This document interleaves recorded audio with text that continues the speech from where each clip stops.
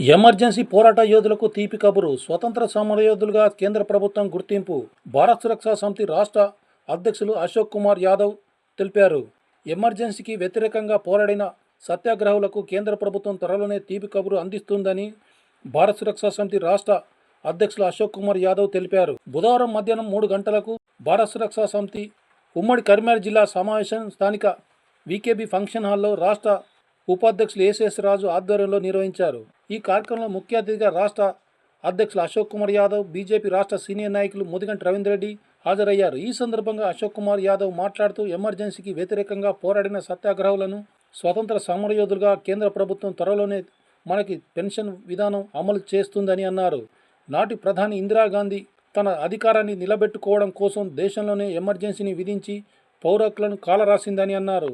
ఎంతోమంది ప్రతిపక్ష నాయకులను, మేధావులను, యువకులను, కవులను, కళాకారులను, జర్నలిస్టులను జైల్లో నిర్బంధించి ప్రజాస్వామ్యాన్ని కూని చేశారని అన్నారు. ప్రజాస్వామ్య పునరుద్ధరణ కోసం ఎమర్జెన్సీకి వ్యతిరేకంగా ఎంతో మంది యువకులు పోరాడి విజయం సాధించారని తెలిపారు.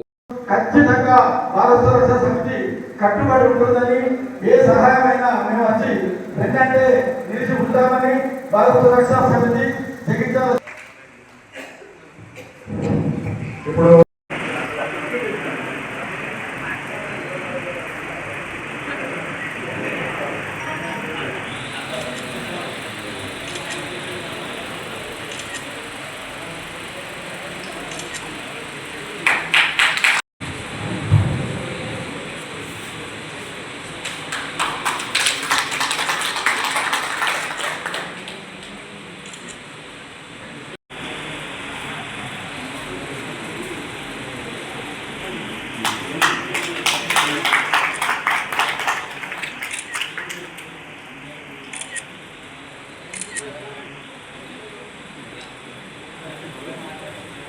ఎమర్జెన్సీ పోరాట యోధులు అంటే రెండవ స్వాతంత్ర సమర పోరాట యోధులు. మొదటగా స్వాతంత్రం బ్రిటిష్ వాళ్ళ దౌర్జన్యాలను, అక్రమాలను ఎదుర్కొని సాధిస్తే రెండవ పోరాటం ఏదైతే స్వతంత్ర భారతదేశానికి స్వాతంత్ర పోరాటం జరిగింది.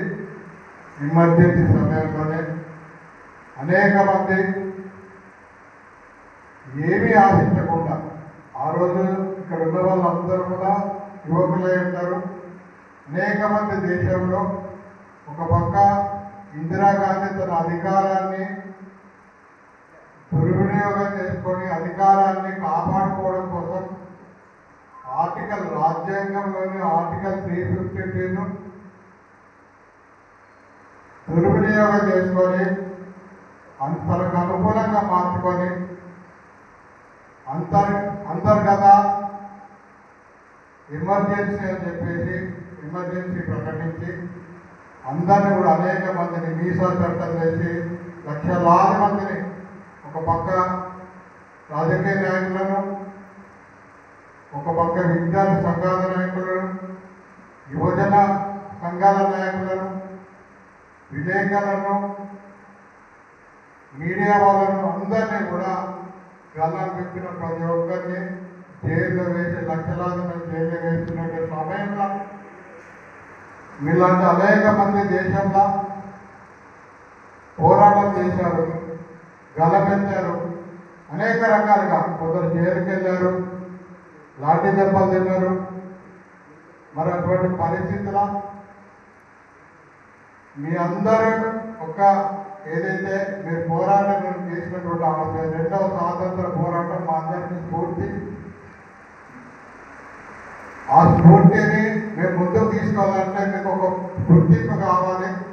మరి ఆ గుర్తింపు కోసం అశోక్ గత అనేక సంవత్సరాలు, నాకు తెలిసి ఇక్కడ 9-10 సంవత్సరాల నుండి అనేక కార్యక్రమాలు చేస్తున్నాం. వారు ఎన్నుకొని మమ్మల్ని వెనుకొని నడిపిస్తూ ఉన్నారు. మీ అందరూ కూడా ఆ రోజు ఏమి ఆశించడం పనిచేస్తారు. ఆ రోజు మీరు పథకాలు కావాలనుకోలేదు. ఎందువల్లంటే ఒక క్రాంతికారిని బాలయ్య గారు 105 సంవత్సరాలు చిరంజీవి అయి ఇవాళ సత్కరించినందుకు భగవంతుడు భీష్ములాగా బతకాలని కోరుతా ఉన్నాం. అదేవిధంగా ఇంకో క్రాంతికారి రవీంద్ర వారి కుటుంబం చాలా పెద్దదైన త్యాగాలకు మోస్తున్నటువంటి రవీందర్ రెడ్డి చిన్న పిల్లవాడు. నేను జిల్లా ఇన్ఛార్జ్గా పనిచేశాను. ఎమర్జెన్సీ కాలంలో కూడా బాలయ్య గారికి కూడా సత్సంబంధాలు ఉండే. ఆయన గవర్నమెంట్ సర్వెంట్ కంపౌండర్గా మెట్పల్లిలో పనిచేస్తుండే. అదే జితేందర్ రెడ్డి విద్యార్థి. మొట్టమొదటి జూనియర్ కాలేజీ గ్రౌండ్లో, పోలీస్ గ్రౌండ్ ఉంటారా, parade PWD ground, high school grounds మొదలు ప్రారంభమైంది అక్కడికి. ఈ క్రాంతి, మొదటి క్రాంతి ఆడికి మొదలవుతే జితేందర్ రెడ్డి పోరాటంలో ఓ చరిత్ర స్మరించినటువంటి లిఖించబడ్డాడు జితేందర్ రెడ్డి. ఇది వాస్తవం. ఇది వచ్చే తరాలకు ఇది అందేవలసిన అవసరం ఉన్నది. నవ యువకుడు విద్యార్థి ఆ రోజుల్లో. మరి అలాంటి జితో నక్సలిజాన్ని జితేందర్ సాయం వడగానే పరిగెత్తే రోజులు ఉన్నాయి ఆ రోజుల్లో. తుపాకు వదిలేసి పరిగెత్తే రోజులు అని నేనేదో కవితగా చెప్తలేదు. నేను జిల్లా ఇన్ఛార్జ్గా పనిచేశాను. అప్పుడు నక్సలైట్ తుపాకు వదిలేసి పరిగెత్తాను. ఆ రోజుల్లో నేను మీటింగ్ అయిపోయింది విద్యానగర్లో. వాళ్ళ విద్యానగర్ పార్టీని ఈడ పాత పోలీస్ స్టేషన్ అవతలి. ఆ రోజు వాళ్ళని పండుకున్నాం.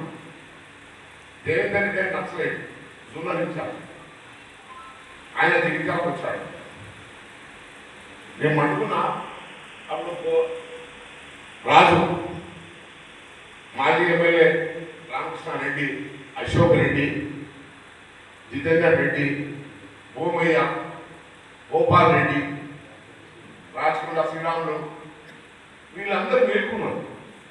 మధ్యరాత్రి లేచి ఎందుకు బాబు పండుకోలేదురా మీరు ఇంకా ఏం సంగతి అంటే, లేనా నువ్వు అనుకున్నావు కదా కాబట్టి చూసి కూడా కూర్చున్నావు అంటే నా పరిస్థితి అట్లా అరవై. నేను పండుకుంటే చూసి కూడా కూర్చున్నాను. ఏంటి పరిస్థితి నాకు అర్థం కాదు. చాలా ఘోరంగా జరుగుతారు. నేను ఆ సబ్జెక్ట్ కోరు, కానీ విప్లవకారులు ఆ విధంగా ఉంటారనేది నేను చెప్తున్నాను. విప్లవకారులు స్వార్థాన్ని కౌగలించుకోరు, త్యాగాలను వదిలిస్తాం. ఇవాళ మనం ఎమర్జెన్సీ రోజులు ఇవాళ చాలా మంది రాజకీయ పార్టీలలో ఉన్నవాళ్ళు రాజ్యాంగం చెప్తున్నారు, చట్టాలు చెప్తున్నారు, నియమనిష్టలు చెప్తున్నారు, భద్రతలు చెప్తున్నారు, బాధ్యతలు చెప్తున్నారు. బాగానే ఉంది, అది బాగానే ఉంది. నేను మనం చేస్తాం. ఆ రోజు ఎమర్జెన్సీ రోజు నేను 18 ఏళ్ళు జైల్లో ఉన్నాను. ఎమర్జెన్సీలో మెయింటెనెన్స్ ఆఫ్ ఇంటర్నల్ సెక్యూరిటీ యాక్ట్లో నన్ను నిర్బంధించాను. 18 ఏళ్ళు ఒక్కరోజు కాదు.